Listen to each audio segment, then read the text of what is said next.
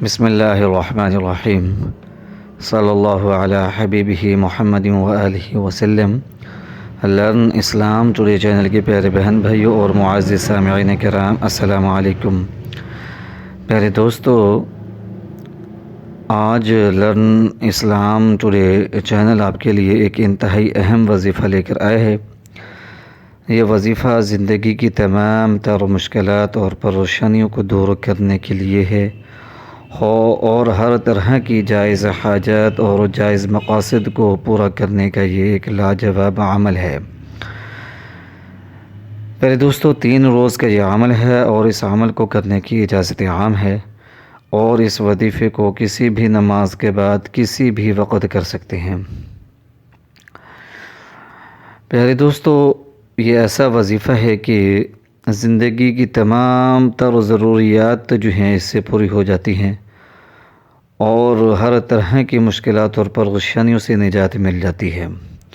خواہ وہ پریشانی مشکل جو ہے بیماری کی صورت میں ہو، بے روزگاری کی صورت میں ہو، بے اولادی کی صورت میں ہو، ہر طرح کی مشکلات اور پریشانیوں کا خاتمہ ہو جاتا ہے۔ میرے دوستو، جتنے زیادہ یقین کے ساتھ اس عمل کو کریں گے، اتنی جلدی اس کے اثرات اور فائدے آپ کو نظر آئیں گے۔ میرے دوستو، گناہوں سے بچتے ہوئے، نماز کی پابندی اختیار کرتے ہوئے 3 روز اس عمل کو خلوص نیت کے ساتھ لازمی کریں۔ میرے دوستو، کسی بھی نماز کے بعد آپ نے درود پاک صلی اللہ علی حبیبہ محمد وآلہ وسلم، یہ درود پاک آپ کے سامنے اسکرین پر لکھا ہوا نظر آ رہا ہوگا۔ یہ درود خضری ہے۔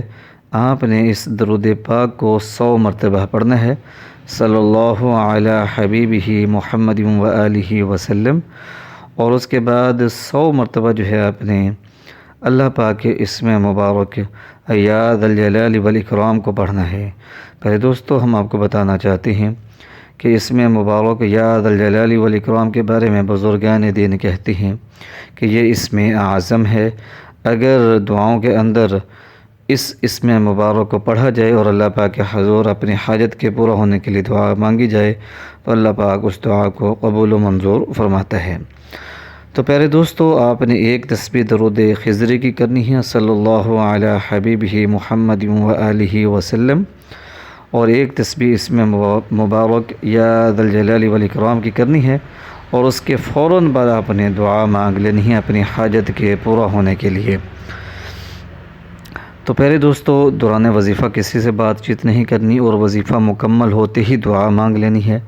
دعا اس طرح مانگنی ہے جس طرح ہم آپ کو بتانے والے ہیں۔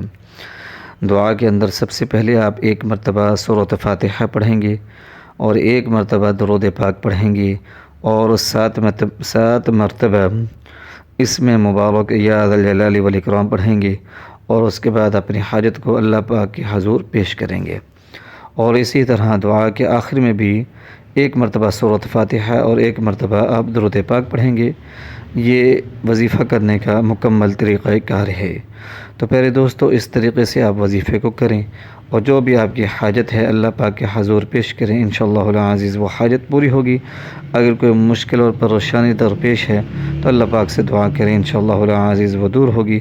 اگر بیماری ہے یا کسی اور مصیبت کے اندر گرفتار ہیں تو اللہ کے فضل اور کرم کے ساتھ وہ تمام تر مصائب دور ہو جائیں گے۔ ہمارے چینل لرن اسلام ٹوڈے کو سبسکرائب کریں تاکہ ہم جو بھی نیا وظیفہ اپلوڈ کریں وہ فوری طور پر آپ کو ملے۔ آپ ہمیں ٹویٹر پر فالو کریں، فیس بک پر جو ہے فالو کریں، اور پنٹرسٹ پر بھی آپ ہمیں فالو کریں تاکہ جو بھی وظیفہ اپلوڈ ہو اس کا نوٹیفیکیشن آپ کو فوری طور پر ملے۔ ہمیں اپنے دعاؤں میں یاد رکھیے گا۔ وآخر دعوانا ان الحمد للہ رب العالمین۔